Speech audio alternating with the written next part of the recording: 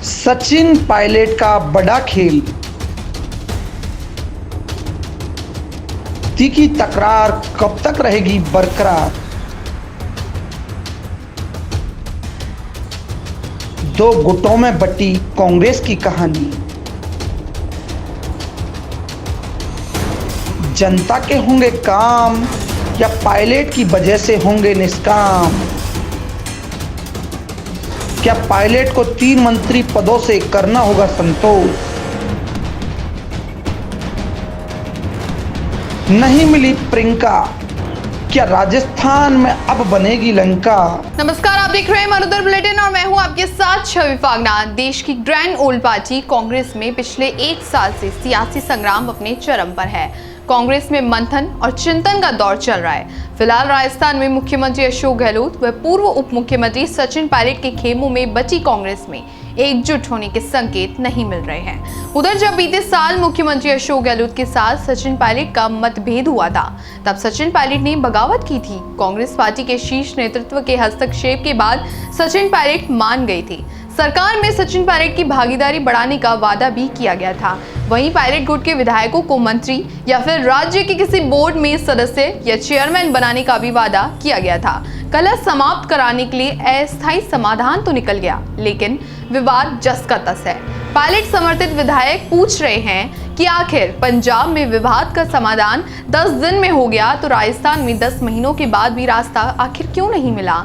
Party के अंदर और बाहर मतभेद और मनभेद साफ सुनाई दे रहे हैं। राजस्थान में सियासी खिचड़ी पक रही है, लेकिन पार्टी के जो वरिष्ठ नेता हैं वो सब कुछ सामान्य बता रहे हैं। रणनीति के तहत उनकी पार्टी आलाकमान से मिलने की तैयारी थी, लेकिन करीब 10 माह पुराने वादे को पूरा करने को लेकर आलाकमान पर दबाव बनाने की रणनीति के तहत दिल्ली पहुंचे पायलट की पार्टी के पूर्व अध्यक्ष राहुल गांधी व महासचिव प्रियंका गांधी से मुलाकात ही नहीं हो सकी। हालांकि इसी बीच राजस्थान में तेजी से घटनाक्रम भी बदला।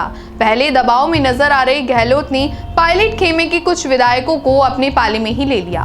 पिछले साल पायलट के साथ मिलकर कांग्रेस से बगावत करने वाले विधायक भंवर लाल शर्मा ने मंगलवार को यू टर्न लिया।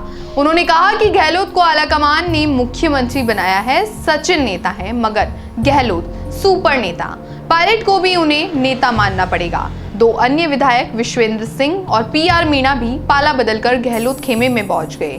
ये तीनों ही विधायक पायलट के विश्वस्त माने जाते थे। इस बीच बसपा से आए विधायक राजेंद्र गुड़ा, जोगेंद्र सिंह अवाना और लाखन सिंह ने कहा कि अगर हम और 10 निर्दलीय साथ नहीं देते तो अभी तक गहलोत सरकार गिर गई होती।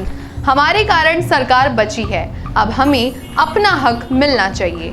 कुमार विश्वास के बहाने गहलोत पर साधा निशाना। भाकर और पारिक ने मंगलवार शाम प्रेस कॉन्फ्रेंस कर गहलोत पर निशाना साधा। उन्होंने कहा कि कांग्रेस का विरोध करने वालों को सरकार में पद दिए जा रहे हैं। कुमार विश्वास ने कांग्रेस का विरोध किया तो उनकी पत्नी को राज्य लोक सेवा आयोग का सदस्य बनाया गया। ये नियुक्ति CM ने की है। उन्होंने विधायकों के टेलीफोन टैप कराए जाने का आरोप लगाते हुए भी कहा कि RSS वालों के सरकार के काम हो रहे हैं, अधिकारी हमारे फोन नहीं उठाते। वहीं पायलट खेमे के 2 विधायकों मुकेश भाकर व राकेश पारिक ने आरोपों का जवाब देते हुए कहा कि गद्दार तो बसपा से कांग्रेस में शामिल होने वाले विधायक हैं, जिन्होंने मंत्री बनने के लिए दल बदला। वे पहले भाजपा से टिकट मांग रहे थे, कामयाब नहीं हुए तो बसपा में पहुंच गए। जिनका कांग्रेस से कोई जुड़ाव ही नहीं है, वे हम पर सवाल उठा रहे हैं। सबसे बड़ा सवाल ये कि क्या पायलट को 3 मंत्री पद से ही करना होगा संतोष। वो कैसे, देखिए इस रिपोर्ट में। आलाकमान से मीटिंग के इंतजार के बाद जयपुर के लिए सचिन पायलट रवाना हुए, लेकिन विशेष सूत्रों की माने तो पायलट को 3 मंत्री पद की दी गई है फाइनल ऑफर। बाकी समर्थक विधायकों को बोर्ड और निगम में किया जाएगा एडजस्ट। तो वहीं सूत्रों की माने तो अभी तक इस ऑफर पर पायलट ने अपनी सहमति नहीं दी है।